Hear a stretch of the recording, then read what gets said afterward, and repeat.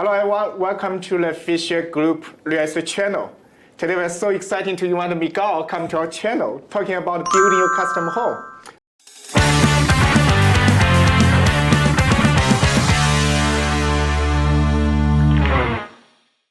Hello everyone, welcome to the Fisher Group Real Estate channel. Today we're so excited to invite Miguel come to our channel talking about building your custom home. Welcome Miguel. Thank you, Fisher. Thank you for having me. Yeah, Miguel is a well-known and have good reputation custom building builder. So in Oakville, so it's like we're super happy to have you come here to share your insights. That's great. It's great to be here.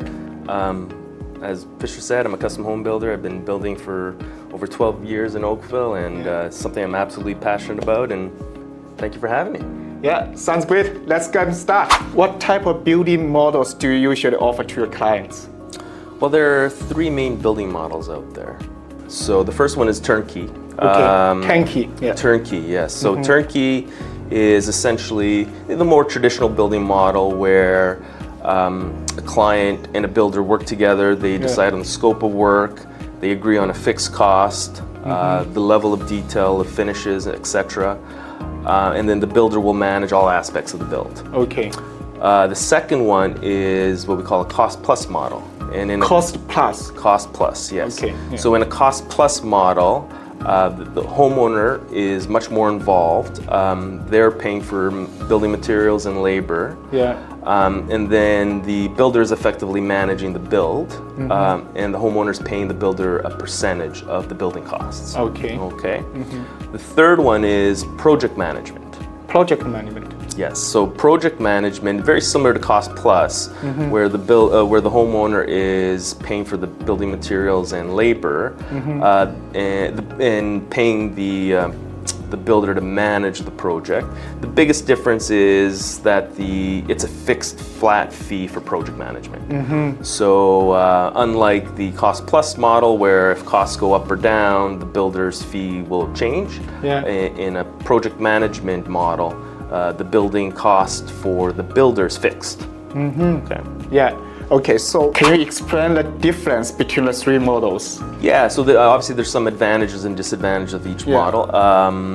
In the turnkey approach, the benefit is that there's little involvement from the homeowner, other than picking some materials, selecting some choices.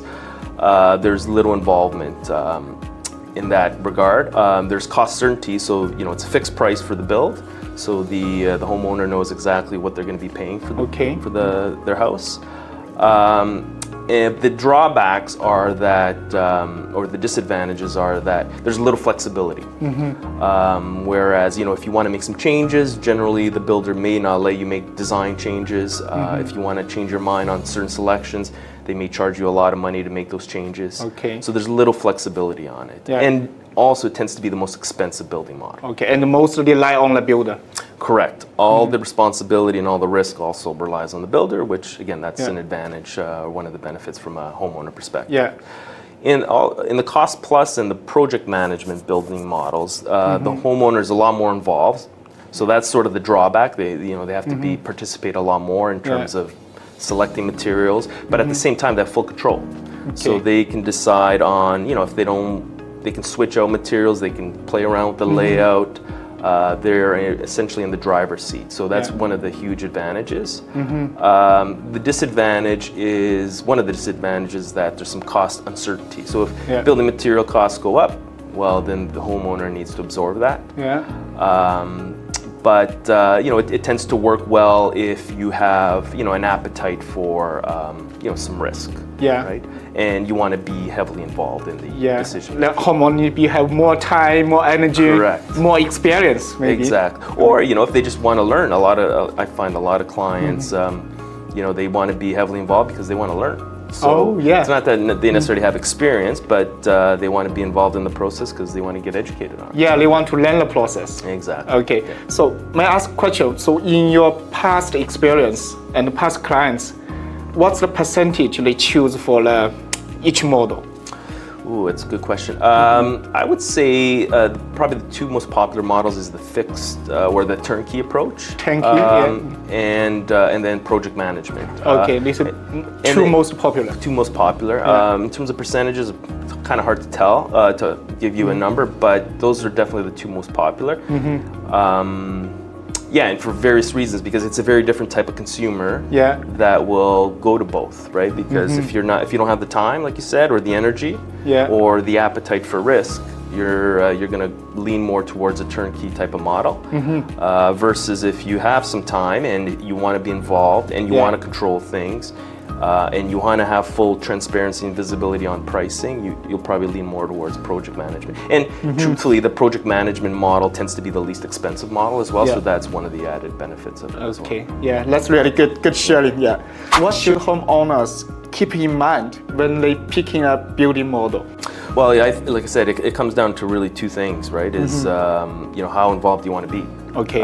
So if you have the time and energy, definitely the project management model is great from that regard, because you're going to be heavily involved in the decision making, sourcing materials, understanding the benefits of the pros and cons of each material. If you don't have the time, then definitely the turnkey model is the better approach. And then just your appetite for risk. So if you have a tight budget, you want to go with a turnkey approach, because you know exactly where you're going to spend.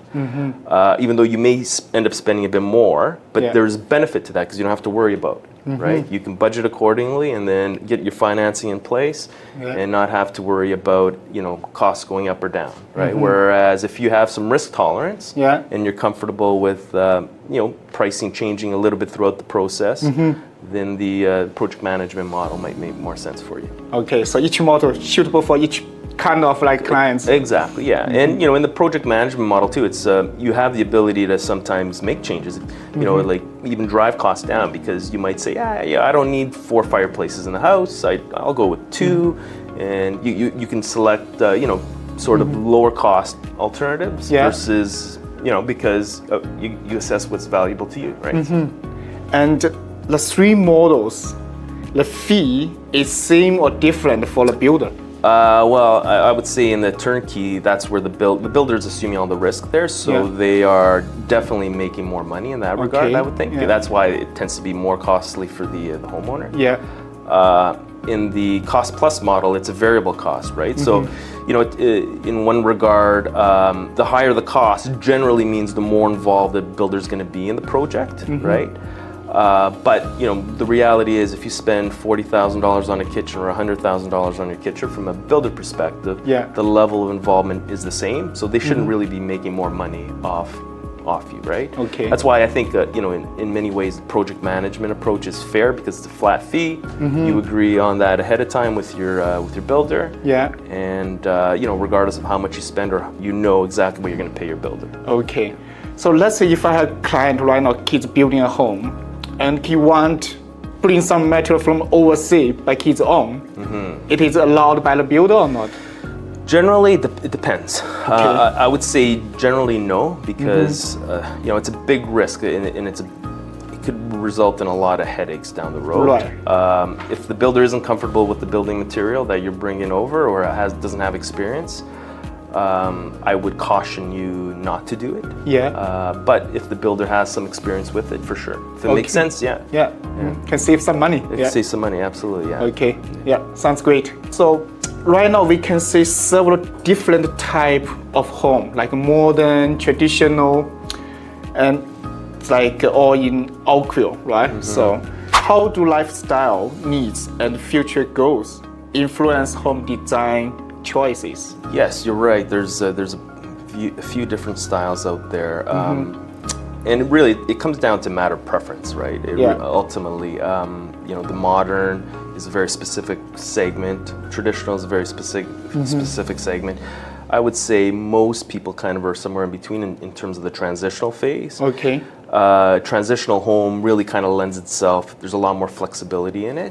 But ultimately, from a lifestyle perspective, really it's more in terms of the layout and design, interior design of the house, right? Like if you have a big family, you might want a bigger kitchen. You might want to forgo a living room. If you have a smaller family and you entertain a lot, you might want a dining room and a living room. So in terms of how your lifestyle and your family scenario is, that really dictates the design, the interior design of the house. But from an exterior standpoint, we find that in general, most people lean towards transitional type of home because it's sort of a safe bet and a lot easier for resale, I find, and just more appeals to wider group.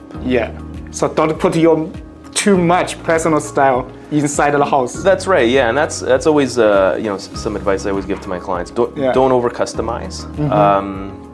Think of it from a resale perspective as well. Every decision you make. Now, if you're going to be there 10, 15 years, then by all means, get as much enjoyment from it as you need, and customize it as much as you want. But most clients look at it from a 5-year window, 5 to 10-year window, and you want to make sure you don't over customize. Don't be over customized.